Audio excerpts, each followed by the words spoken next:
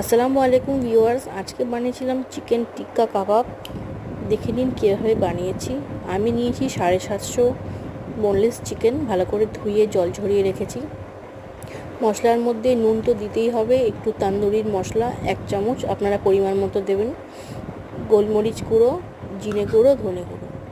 এখানে কাশ্মীরি লঙ্কার মধ্যে একটু সাদা তেল মিশিয়ে রেখেছি যাতে কালারটা ভালো আসে, যাতে আলাদা করে কোনো ফুড কালার না ইউজ করতে হয়। টক দই ফেটিয়ে রেখেছি।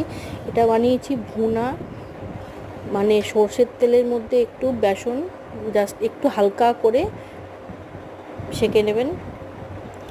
সব মশলাগুলো একসাথে দিয়ে আমি লেবু চেপে নিয়েছি, 2 চামচ আদা রসুন বাটা দিয়েছি এবং ফেটানো টক দইটা দিয়ে ভালো করে মাখিয়ে নেব। এবং কাশ্মীরি লঙ্কাটাও, যেটা তেল দিয়ে সস মতো করে রেখেছিলাম, ওটা দিয়ে দেবো। কাসৌরি মেথি হাত দিয়ে একটু ঘষে দিয়ে দিয়েছি। দিয়ে ম্যারিনেট করে রেখেছিলাম 2 ঘন্টা। 2 ঘন্টা পর আমি একটা কাঠকয়লা ভালো করে গরম করে তেল দিয়ে তার উপরে রেখে স্মোক করতে দিয়ে চাপা দিয়ে দিয়েছিলাম আরও 1 ঘন্টা মতো। তারপরে প্যানের মধ্যে তেল গরম করে ভালো করে এপিট ওপিট দুপিট ভালো করে সেঁকে নিলাম, যতক্ষণ না 90% চিকেনটা নরম হয়ে যাবে।